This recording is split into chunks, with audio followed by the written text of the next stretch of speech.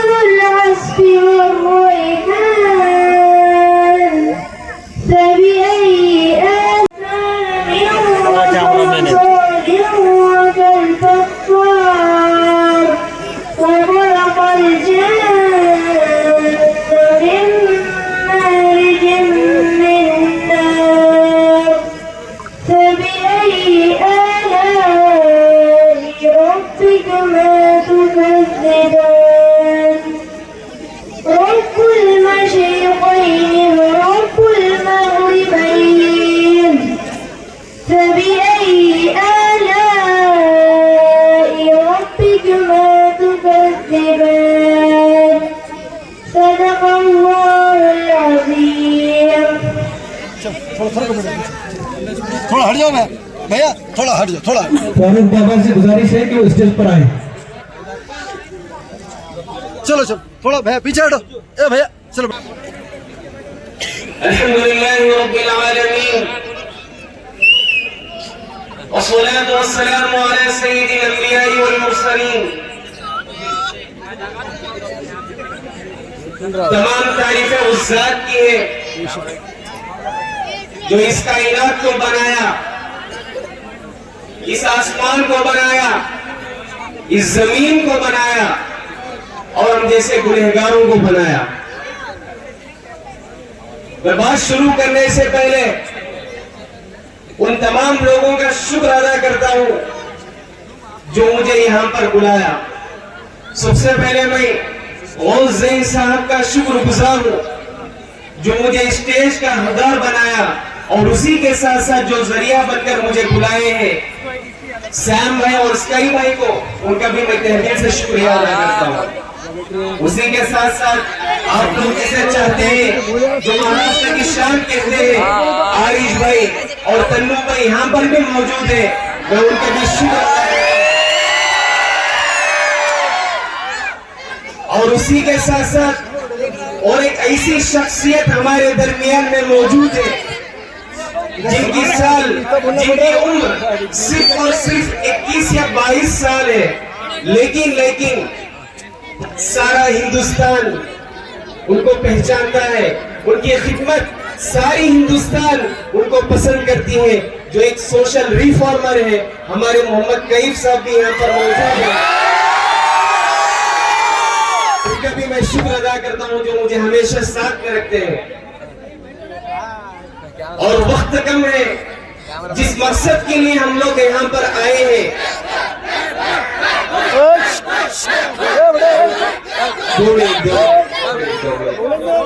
कई भाई आप लोगों से भी बात करेंगे इंशाल्लाह थोड़ी देर के बाद। उससे पहले मैं जो मकसद के लिए आया हूँ वो अदा कर जाता हूँ इंशाल्लाह। मुझे उम्मीद है आप लोग तवज्जो से सुनेंगे इंशाल्लाह। एक बार जोर से इंशाल्लाह बोलिए। यहाँ पे आने का सबसे बड़ा मकसद ये है कि आप लोग भी जानते हैं इस हिंदुस्तान में किस तरीके से मुसलमानों की हालत गुजर रही है। आप लोग 10 सालों से देखते हुए आ रहे हैं, हम लोग देखते हैं, सोशल मीडिया पर देखते हैं, हर उस जगह पर देखते हैं कि मुसलमानों पर जुल्म हो रहा है। बहुत से पार्टी से हमारे पास सेकुलर के नाम से सिर्फ वोटिंग से पहले आते हैं, जब इलेक्शन से पहले आते हैं कि हम लोग सेकुलर हैं, आप लोगों के हक पर बात करते हैं, आप लोगों के उम्मीदवार हैं, लेकिन जब हालात हम लोगों पर पेश आते हैं, आप लोग अपने आंखों से देखे होंगे कोई भी हमारे साथ खड़ा नहीं रहता। बस बात आगे बढ़ाते रहेंगे, कोर्ट में डालते रहेंगे, लेकिन आज तक हम लोगों को इंसाफ नहीं मिला। अगर मिला है तो बहुत सालों के बाद, बहुत देर के बाद हम लोगों को इंसाफ मिला है। वजह क्या है, मेन बुनियाद क्या है कि हमारे पास सियासती कोई ताकत नहीं है। आप लोग सब देखते हैं कि सियासती कोई ताकत हमारे पास मौजूद नहीं है। गिने चुने सियासत के जो हमारे उम्मीदवार, जहाँ पे लोकसभा में भी हो, असेंबली में भी हो, ये लोग वहां पर बहुत गिने चुने मिलते हैं। यही मेन बुनियाद है कि हम लोग मुसलमानों को लीडरशिप देने के लिए, उनको आगे बढ़ाने के लिए, मुसलमानों की आवाज बुलंद करने के लिए हम लोगों को मुसलमानों के लीडरों को बनाना चाहिए। ये कौन बना सकते हैं मुसलमानों के लीडर? आप लोग बना सकते हैं। आपकी आवाज बुलंद करने के लिए आप में से एक शख्स को चुनना चाहिए जो आप लोगों का उम्मीदवार हो।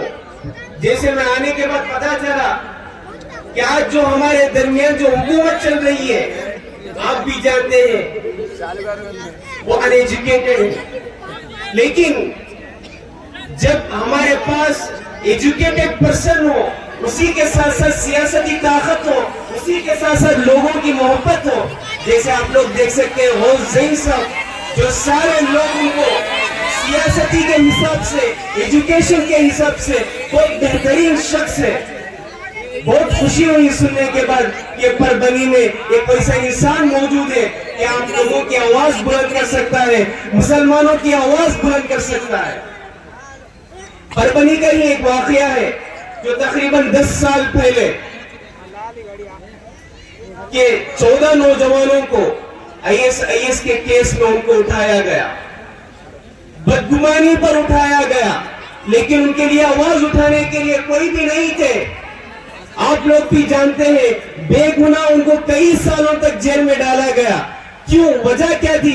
हमारे पास कोई मुस्लिम लीडर नहीं था, आवाज उठाने के लिए कोई मुस्लिम शख्स नहीं था। आपको अगर आवाज उठाना चाहते हैं, आपके साथ किसी को खड़ा करना चाहते हैं, तो आप लोगों को चाहिए कि आप लोग मुस्लिम लीडर को उठाए और जिताए। इंशाल्लाह कि आप लोग जिताएंगे। एक बार जोर से बोले कि आप लोग जिताएंगे। गौस ज़ैन साहब को क्या आप लोग जिताएंगे? इंशाल्लाह। कई ऐसे पार्टी से जो वोटिंग से पहले आप लोगों के सामने आकर कहते हैं कि भाई हम लोग आपके साथ रहेंगे, सेकुलर रहेंगे, आपके हक की आवाज उठाएंगे, लेकिन जब वो लोग जीत जाते हैं, अपना मकसद मुकम्मल कर लेते हैं, आपकी उफ तक की आवाज नहीं आते। कई ऐसे चीजें हैं जैसे एनआरसी का ले लीजिए, ट्रिपल तलाक का ले लीजिए, कितने लोगों को, हम लोगों को रोडों में आना पड़ा, अपने बहनों को रोडों में आना पड़ा। कोई हमारे हक में आवाज उठाने वाला नहीं था, कोई था वो बस गिने चुने थे। क्या वजह थी? हमारी मजबूरी थी, हमारी कमजोरी थी। आज अगर आप लोग नहीं जागेंगे, आज आपके पास 2 दिन का टाइम है, अगर आप लोग आज भी अपने आंख नहीं खोलेंगे तो समझ लीजिए वही गुलामी करना पड़ेगा जो हम लोग करते हुए आ रहे। जैसे हम लोग एनआरसी सीए के लिए लड़े हैं, ट्रिपल तलाक अपने बहनों के लिए रोडों पर आए हैं। अब जैसे वक्फ बोर्ड का मामला आया है, उसी वक्त में हम लोग वक्त के सिलसिले में हम लोग देख सकते हैं खुलेआम 1 महीने पहले की बात है, वक्त के रिलेटेड कई उलमा रोडों पे आना पड़ा, कई मुसलमान भाइयों को रोडों पे आना पड़ा, कोर्टों में इसके रिलेटेड बात करना पड़ी। क्या वजह थी, क्या मजबूरी थी? हमारे पास मुस्लिम लीडरों की तादाद नहीं थी। यही मेन बुनियाद है। अगर आप लोग आज भी नौजवानों, आप लोगों को मैं बोल रहा हूँ, आज भी अगर आप लोग आंख नहीं खोलेंगे तो इसी तरीके से हम लोगों को गुलामी करना पड़ेगा। आज आप तय कर लीजिए कि 20 तारीख को गौस जैन साहब जो 14 नंबर वोटिंग कार्ड है उस पे जाके ऐसा दबाइए कि वो सारा जो आवाज ऊंच आनी है, जो सारे परभनी, सारे महाराष्ट्र में एक हिस्ट्री पैदा करना चाहिए कि इंडिपेंडेंट कैंडिडेट गौस जैन साहब जो सिर्फ और सिर्फ पहली मर्तबा खड़े हैं और जीत गए हैं और मुस्लिम हकदार बनेंगे। तो मैं बस यही बात करना चाहता हूँ और आखिरी बात एक कहना चाहता हूँ कि एक नारा लगाकर अपनी बात खत्म करता हूँ। नारे तकबीर, नारे तकबीर, इनक़िलाब, गौस जैन साहब, वाखिर दावाना अल्हम्दुलिल्लाहि रब्बिल आलमीन। नारे तकबीर, नारे तकबीर, नारे रिसालत, नारे रिसालत, तेरा मेरा रिश्ता क्या, तेरा मेरा रिश्ता क्या। भाइयों, बुजुर्गों, दोस्तों, आज हम हमारी लड़ाई के बिल्कुल आखिरी पड़ाव में है और मैं आप लोगों का बहुत शुक्रगुजार हूं कि मैंने सफर सिर्फ और सिर्फ अल्लाह के भरोसे पे शुरू किया था। बहुत सी यहाँ पर मुश्किलें आई, जिस पार्टी के पास हम गए उस पार्टी के पास उन्होंने वादा करने के बावजूद पैसों के होड़ में उन्होंने अपना वादा से मुकर गए और हमारा टिकट देने से मना कर दिया। मैं उन लोगों का आप लोगों के सामने नाम लेना नहीं चाहता। मैं अपने मकसद बयान करना चाहता हूं कि ये दीवाना, ये आपका भाई अपना कारोबार छोड़कर, अपनी अच्छी जिंदगी छोड़कर आज क्यों दीवानों के जैसा आप लोगों के लिए लड़ रहा है। ये बहुत इंपॉर्टेंट बात है। अगर हम नहीं समझ गए, अगर हमको ये बात समझ में नहीं आई तो हम लोग एक नहीं हो पाएंगे, और अगर हम लोग एक नहीं हो पाएंगे तो फिर हमारा जो मकसद है वो नाकामयाबी की तरफ जाएगा। आज सियासत में इलेक्शन एक ऐसी चीज है, निवडणूक एक ऐसी चीज है जो आपको हक देती है कि आप जाए और अपने मर्जी के उम्मीदवार को वोट करें। होना तो यह चाहिए कि वोटिंग का दिन 20 तारीख है, सभी उम्मीदवार आपके सामने आए, आप लोगों से बात करें, आप लोगों के सामने अपनी बात रखें और अपने वोट की भीख मांगे। जो आमदार यहाँ पर 10 साल से आमदार है, उसको चाहिए था कि वो लोगों के सामने आता, लोगों के सामने अपनी बात रखता, लोगों को ये कहता कि मैंने 10 साल में ये काम किए, 10 साल में मैं ये काम कर नहीं पाया, और आप लोगों से आकर माफी मांगता। उसके बजाय उसने पीछे की सियासत को लड़ना उसने तरजीह दी। उसने ये काम किया कि जो भाई आज परभनी विधानसभा, जिसमें 1,15,000 मुस्लिम वोटर्स है, यह सबसे बड़ा समाज है परभनी का, मुस्लिम समाज, जो आज इतनी संख्या में वोटिंग करने वाला है, उनके हक की बात तो यह होती कि खासदार को हमने आपको चुन के दिया, आप खुद आगे बढ़ते और कहते हैं कि मुसलमानों में से एक किसी को आगे करो, हम उनको चुन के देंगे। हुआ ऐसा नहीं हुआ। जो आदमी लड़ने के लिए आगे आया उसको रोटी डाली गई, उसको बोटी डाली गई, उसको खरीदने की कोशिश की गई, उसको डराने की कोशिश की गई और उसको बिठाने की कोशिश की गई। मगर मैं आप लोगों को ये कहना चाहता हूं कि अल्लाह के भरोसे पे और आप लोगों की हिम्मत पे मैं झुका नहीं, मैं रुका नहीं, छुपा के कहीं खड़ा नहीं। जो डटे हुए हैं महाज पर उन्हें मुझे उन सचों में तलाश कर। मेरे भाइयों, मैं आप लोगों के सामने खड़ा हुआ हूँ सिर्फ आप लोगों की हिम्मत पर। मैं मुद्दों की राजनीति करना चाहता हूँ। आज अगर हम यहाँ पर उद्योग नहीं लाएंगे, आज अगर हम यहाँ पर सनतें नहीं लाएंगे, आज यहाँ पर हम कारखाने नहीं लाएंगे, तो हमारे नौजवान बच्चे जो पढ़ रहे हैं वो पढ़कर जॉब करने के लिए कहाँ जाएंगे? वो आज मजदूरी करने के लिए आज बेताब है। आज वो मजदूरी करने के लिए वो मजबूर है। हमारे शहर का माहौल किस हिसाब से बिगड़ेगा? आज ना यहाँ पर खुशहाल सड़कें है, ना खुशहाल माहौल है। आप मुझे बताइए, अगर ये आमदार के इलेक्शन में अगर ये बातें नहीं होगी तो फिर क्या होटल में बैठकर नुक्कड़ पे ये बातें होगी? 5 साल में एक बार हमारे पास मौका आता है, क्योंकि परभनी मुस्लिम अक्सरियत का इलाका है, तो यहाँ पर जो हर नीति बनती है, यहाँ पर जो हर पॉलिसी बनती है, वो सबसे पहले मुसलमानों के ऊपर असर करती है। अगर यहाँ पर अगर इंडस्ट्रीज नहीं आएगी तो सबसे ज्यादा जो नुकसान होगा वो मुसलमानों को होगा, क्योंकि हम अगर नौकरी अच्छी जगह नहीं कर पाएंगे तो फिर हमको मजदूरी करने पर, हमको ऑटो चलाने पर, हमको पान पट्टी खोलने पर मजबूर होना पड़ेगा। और ये लोगों की बेशर्मी देखिए, ये लोगों की बेहयाई देखिए कि जिन समाज के लोगों को 4 बच्चों को इन्होंने एटीएस के नाम पर अपनी गलत बयानी देकर इन्होंने जेल में भेजने का काम किया। 7.5 साल वो बच्चा जेल में रहे, 4 लोग। आप सोचिए, अगर वो बच्चा आप में से होता, आपका भाई होता, आपका बेटा होता, आपका अगर चाचा होता, तो क्या फिर भी आप इसको इतना बोलते कि आओ मेरे वोट लेकर जाओ? तो जो लोग इसकी तरफदारी कर रहे हैं, मैं उनसे कहना चाहता हूं, क्या आप लोग उसका इंतजार करेंगे कि वो आपके घर के बच्चे को पुलिस भेजे और उठाकर ले जाए, तब आपकी आंखें खुलेगी और आप उसको फिर अपने घर से निकालेंगे, अपने शहर से निकालेंगे? अफसोस की बात है, जो लोग भी उसमें काम कर रहे हैं, बड़ी अफसोस की बात है। आज भी 2 दिन बचे हैं, 3 दिन बचे हैं। खुदारा जाग जाइए। मैं आप लोगों की हिम्मत के ऊपर खड़ा हुआ हूँ। खुदारा जाग जाइए और मेरे साथ में आइए।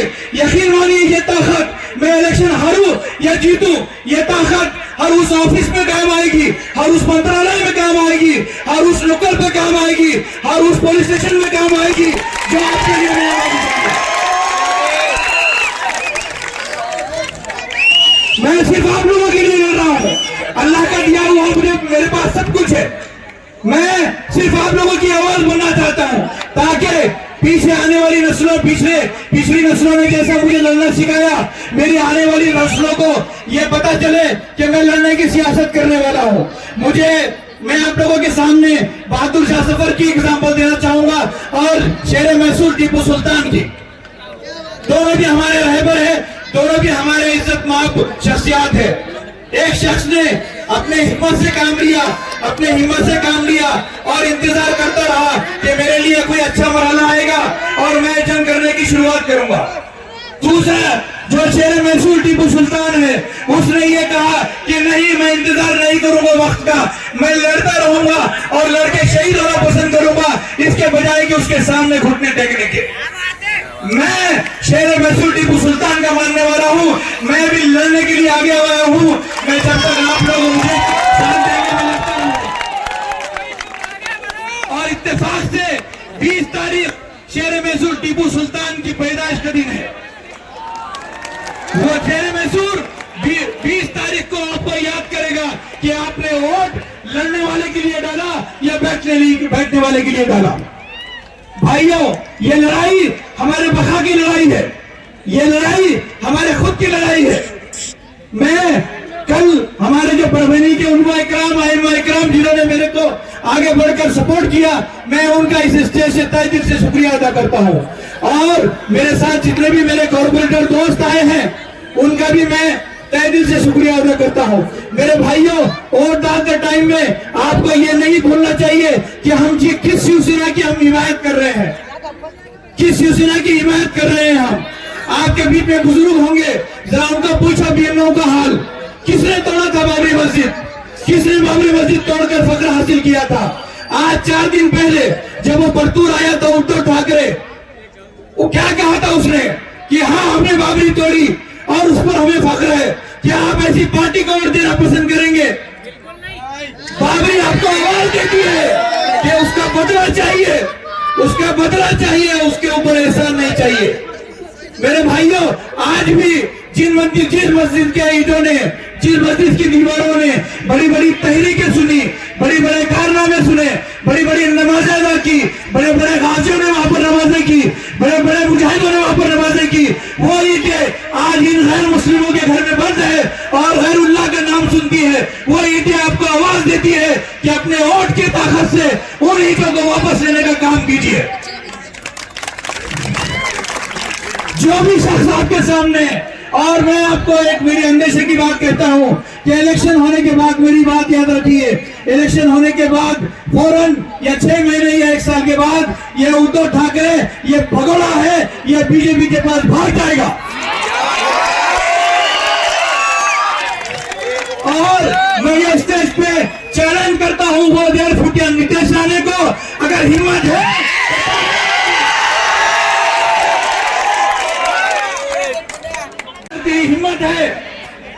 हिम्मत है तो परभनी में आ। परभनी के मुस्लिम नौजवान तुझे बता देंगे कि तुझे तेरी हैसियत क्या है।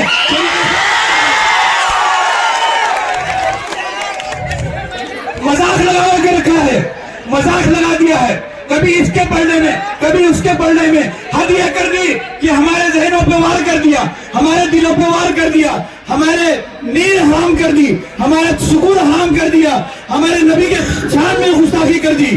हम सब कुछ बर्दाश्त कर सकते हैं, हम बिना रोड के रहना बर्दाश्त कर सकते हैं, बिना नाली के रहना बर्दाश्त कर सकते हैं, बिना तरक्की के रहना बर्दाश्त कर सकते हैं, मगर याद रखो अगर हमारे नबी की शान में कोई गुस्ताखी करेगा तो उसका मुंह तोड़ जवाब दिया जाएगा। कानून है कि नहीं यहाँ पर? एक तरफ सलमान अजहरी साहब को एक शोर के मुशायरे में, एक शेर बोलने के जुर्म में तुम उनको 3-3 महीने, 4-4 महीने जेल में बंद कर देते हो। महाराष्ट्र की जेल तुमको सेफ नहीं लगती तो गुजरात में उनको भेज देते हो। और ये लोग आए दिन ऐसी बातें करते हैं तो उनको खुलेआम छोड़ देते हो। भाइयों, जब तक अपने पास सियासी ताकत नहीं रहेगी, रोड पर चीखने चिल्लाने से फायदा नहीं है। आपने देखा कि हमने कितने मोर्चे निकाले, कितनी रैलियां निकाली, हुआ कुछ फायदा? उन्होंने अरेस्ट किया उसको। अगर अरेस्ट करना है तो एक ऐसा कानून बनाना पड़ेगा कि जिसकी भी जबान फिसलेगी, जिसकी भी जबान से हुजूर सल्लल्लाहु अलैहि वसल्लम का अगर गलत बयानी में नाम निकलेगा तो उस मरदूद को अरेस्ट किया जाएगा और उसको फांसी की सजा दी जाएगी। ऐसा कानून बनाया जाएगा इंशाअल्लाह। मैं आप लोगों से इस कानून बनाने के नाम पर ताकत मांगता हूँ। आप लोग ताकत मुझे देंगे कि नहीं देंगे बताइए? देंगे कि नहीं देंगे बताइए? बस मैं इसी उम्मीद के साथ, इसी हिम्मत के साथ आप लोगों से विदा लेता हूं कि 20 तारीख को जब आप फजर की नमाज पढ़ के उठेंगे तो आपके दिमाग में सिर्फ 14 नंबर का बटन रहना चाहिए। मिल्लत की शहनाई इतने जोर से बजाइए कि इन कमीनों की औकात इनको याद आ जाए। बहुत बहुत शुक्रिया। अस्सलाम वालेकुम। अब आपके साथ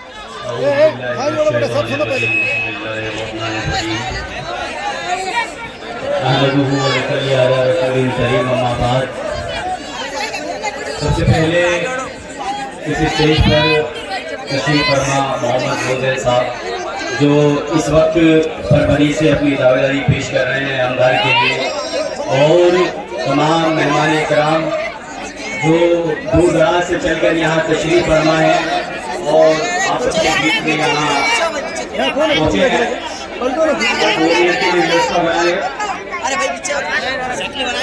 ऐसे मौके बहुत कम कम आते हैं भाई।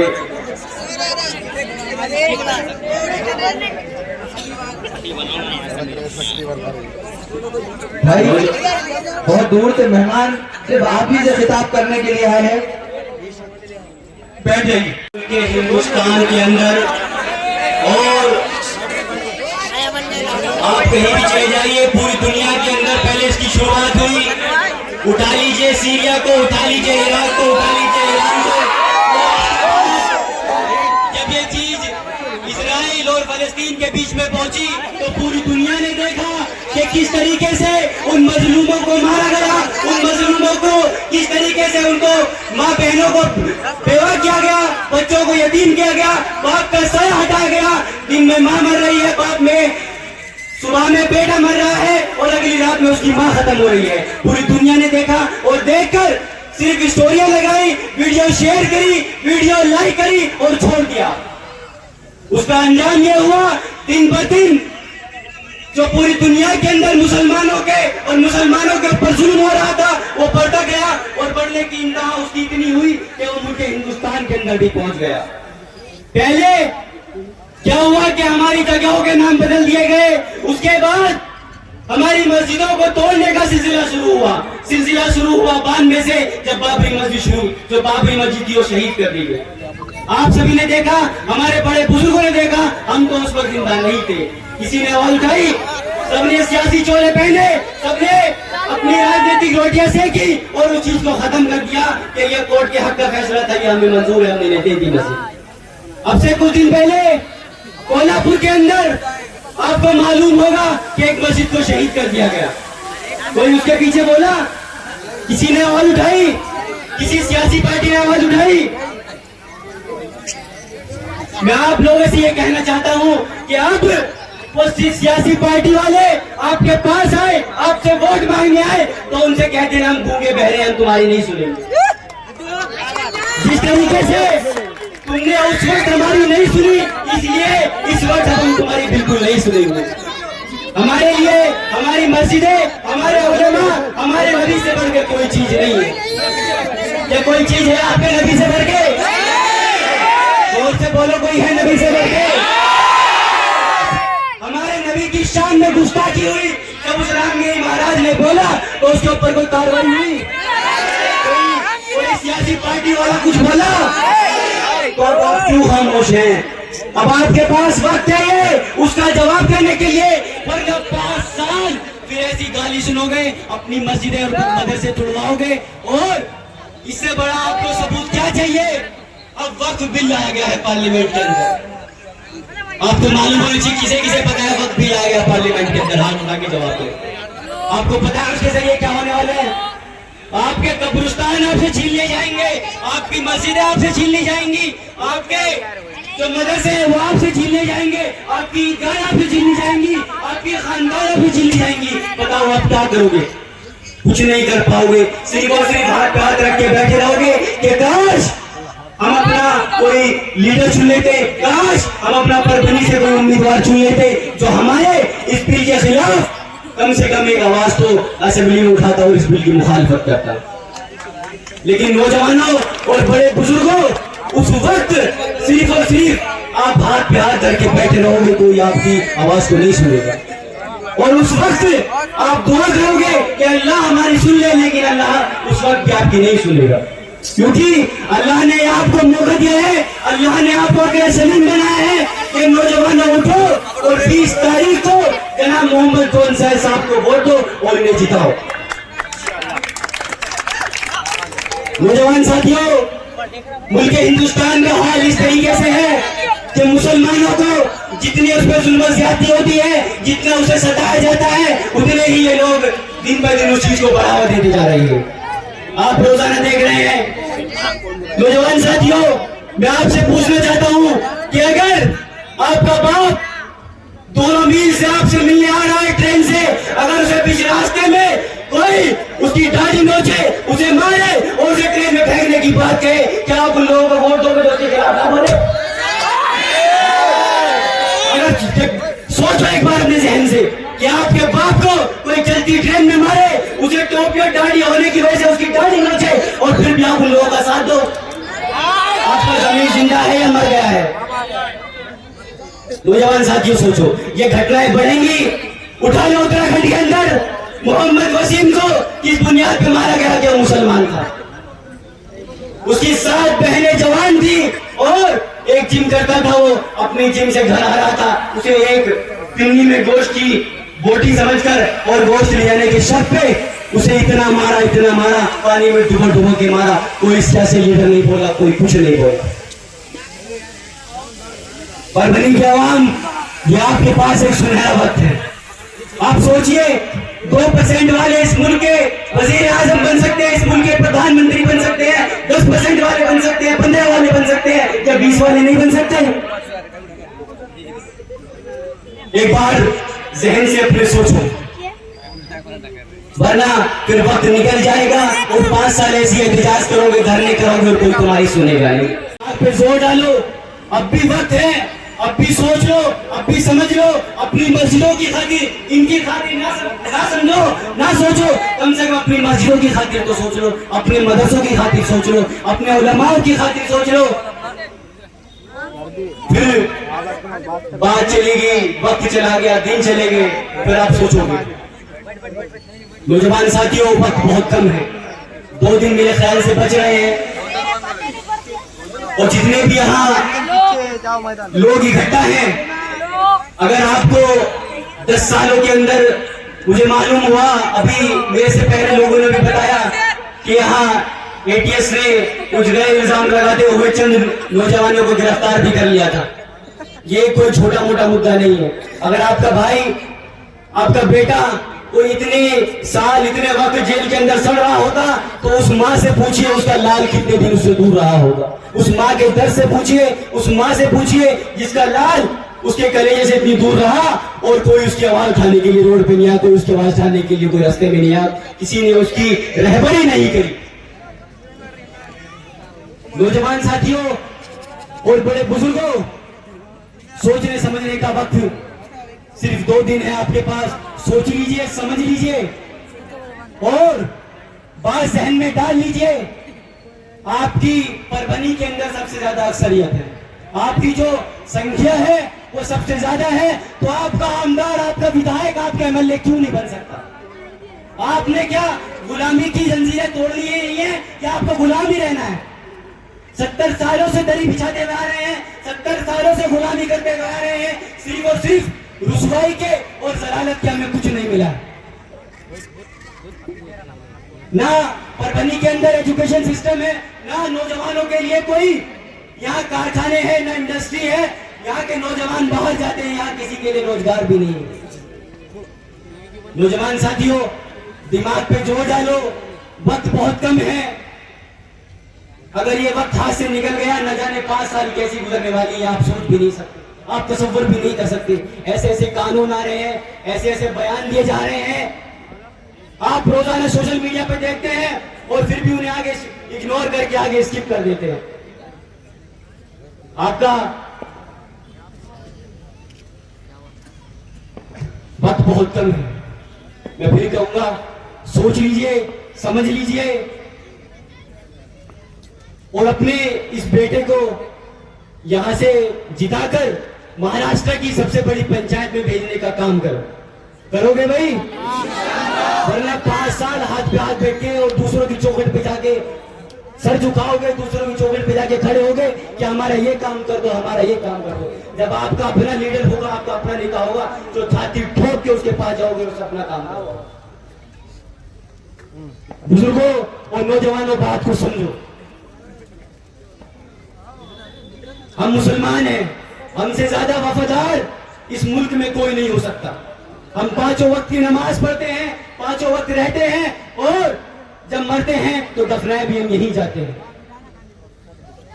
हमारी कुछ लोग हमारी मुल्क परस्ती का, हमारी वतन परस्ती का सबूत मांगते हैं। मैं उनसे कहना चाहता हूं कि जब आजादी का सिलसिला शुरू हुआ तो आपको मालूम होगा कि काला पानी की जेल हुआ करती थी। काला पानी की जेल काटने वाला कोई और नहीं, हैदराबाद का पहला मुसलमान था। जब फांसी का सिलसिला शुरू हुआ तो सबसे पहले फांसी पे चढ़ने वाले शहीद अशफाकुल्लाह खान थे, कोई और नहीं था, आपको मालूम होना चाहिए। जब रंगून की जेल में बहादुर शाह जफर को ले जाया जा रहा था तो अंग्रेजी अफसरों ने उनसे कहा कि ऐ बहादुर शाह जफर, दमदमे में दम नहीं, खैर मांगो जान की, ठंडी हुई शमशीर हिंदुस्तान की। तो बहादुर शाह जफर ने उसे जवाब दिया कि गाजियों में बू रहेगी जब तक ईमान की, तख्त लंदन तक चलेगी देख हिंदुस्तान की। ये हमारा ईमान था, इस मुल्क के लिए हमारा ईमान था। हमारे बड़े बुजुर्गों ने, हमारे उलमाओं ने जो गर्दनें कटाई। और अगर आप उसको सबूत देखना है, अगर आप उसको देखना है तो चले जाइए इंडिया गेट पर। 60,000 से ज्यादा उलमाओं ने अपनी गर्दनें कटाई और इस मुल्क को आजाद किया, जब जाके इस मुल्क के अंदर रह रहे हैं। और आप हमसे अब हमसे आप सर्टिफिकेट मांगते हो मुसलमान होने का, इस मुल्क में होने का। ये हमारी कमजोरी है। हमने अपनी क़यादत नहीं चुनी, हमने अपने लीडर नहीं बनाए, हमने अपनी सियासी पार्टियां नहीं बनाई। हर किसी समाज का, हर किसी समुदाय की सियासी पार्टियां हैं, सियासी लीडर है, हर कुछ है, लेकिन हमारा कोई सियासी लीडर नहीं है। हम और सिर्फ 75 सालों से इस्तेमाल होते हुए आ रहे हैं। लेकिन मुझे लगता है इस बार आप लोग इस गुलामी की जंजीर को तोड़ोगे ना? इंशाअल्लाह। जोर से आवाज लगाओ, तोड़ोगे ना? इंशाअल्लाह। कम से कम अब तो बोल जाओ। अब तो तुम्हारी मस्जिदों में घुस के मारने की तुमसे बात कही जा रही है। अब तो तुम्हारी मस्जिदों को तोड़ा जा रहा है, तुम्हारे खिलाफ पैसे बिल लाए जा रहे हैं, जिसे तुम्हारी मस्जिदें तुमसे छीन ली जाएंगी, तुम्हारे मदरसे तुमसे छीन ले जाएंगे, तुम्हारे कब्रिस्तान तुमसे छीन ले जाएंगे। अब कब बोलोगे? अगर अब नहीं उठोगे तो कब उठोगे? कोई तुम्हारी रहबरी करने और तुम्हारा कोई हाथ पकड़े तुम्हें 7 समुद्र पार कराने वाला कोई आने वाला नहीं है इस वक्त। अपने मुस्तकबिल की, अपने बहन बेटी की इज्जत की लड़ाई, अपने लड़ाई, अपने बड़े बुजुर्गों की, अपनी माँ बहनों की लड़ाई तुम्हें खुद लड़नी पड़ेगी। कोई तुम्हारी लड़ाई लड़ने के लिए आने वाला नहीं है। नौजवान साथियों, पूरे मुल्क हिंदुस्तान के अंदर इस वक्त सिर्फ और सिर्फ अगर परेशान है तो वो मुसलमान है। और वो परेशानी का एक वजह है कि हमने अपनी सियासी लीडरशिप नहीं चुनी। अगर हम 70 साल 75 साल पहले चुन लेते तो आज हमें ये दिन नहीं देखने पड़ता। किसी माई के लाल में दम नहीं था तो कोई आके हमसे ये कह दे कि तुम्हें मस्जिद में घुस के मारूंगा या हमारे नबी की शान में कोई गुस्ताखी कर देगा। हमारी गलती है इसमें कि हमने अपने लीडर नहीं चुने। अब भी वक्त है, चुन लो, वरना जो मुल्क हिंदुस्तान के अंदर और मुल्क हिंदुस्तान के बाहर जो मुसलमानों का हाल हो रहा है वो आप सभी के सामने देख रहे हो ना, देख रहे हो क्या हाल हो रहा है मुसलमानों का। कोई उनकी आवाज उठाने वाले वाला है नहीं है, कोई उनकी आवाज नहीं उठा रहा है। सिर्फ और सिर्फ सब वीडियो देखते हैं, शेयर कर देते हैं। रोज न जाने कितने बच्चे, कितने बड़े मारे जा रहे हैं और कोई उनकी आवाज उठाने के लिए तैयार नहीं। अब इससे बड़ी और क्या बात होगी जब हमारे नबी की शान में भी गुस्ताखी हो गई। और अगर हम अब भी एक नहीं हुए तो पता नहीं वो क्या चीज होगी जो आप लोग को एक करेगी। यूपी के अंदर देख लीजिए कितना बुरा हाल है मुसलमानों को लेकर। अगर कुछ कर दे, कुछ चले जाए कहीं, कुछ गलत बयानबाजी बोलते, फौरन बुलडोजर आ जाता है। आप पूछिए जाके क्या हाल हो रहा है मुसलमानों। मैं खुद यूपी से। आप सोचिए, थोड़ा दिमाग पे जोर डालिए। जितने भी बड़े यहाँ बैठे हैं, अगर उन्हें अपने बच्चों के मुस्तकबिल की फिक्र है, अगर अपने बच्चों के एजुकेशन की फिक्र है, अगर उन्हें अपनी बहन बेटियों की इज्जत की फिक्र है, तो वो अपना उम्मीदवार चुने, मिल्लत का उम्मीदवार चुने। चुनोगे? भाई पीछे तक हाथ उठाकर मुझे यहाँ गवाही दे कि हम आने वाली 20 तारीख को मोहम्मद गोलजन साहब को वोट देकर इन्हें विजय बनाएंगे। अरे 75 सालों से औरों को मौका देते हुए आ रहे हो, 70 सालों से औरों को मौका देते हुए आ रहे हो, कम से कम अब तो एक बार इन्हें मौका दे दो। भाई इधर वाले हाथ नहीं उठा रहे, हाथ उठाओ। पूरे तमाम लोग पीछे वाले हाथ उठाओ, दोनों भाई जितने भी लोग अल्लाह के सामने खड़े हो गए आवाज डालो। पीछे वाले हाथ नहीं उठा रहे भाई, कम से कम हाथ तो उठा लो भाई। पीछे वाले हाथ नहीं उठा रहे भाई, पीछे वाले हाथ उठा लो भाई। ये बच्चे हाथ आ रहे, नौजवान हाथ उठा रहे, पीछे वाले हाथ उठा रहे भाई। नारे लगाए भाई, नारे तकबीर। भाई आवाज नहीं आ रही, दम नहीं है, पर बनी में भाई क्या बात है। नारे तकबीर।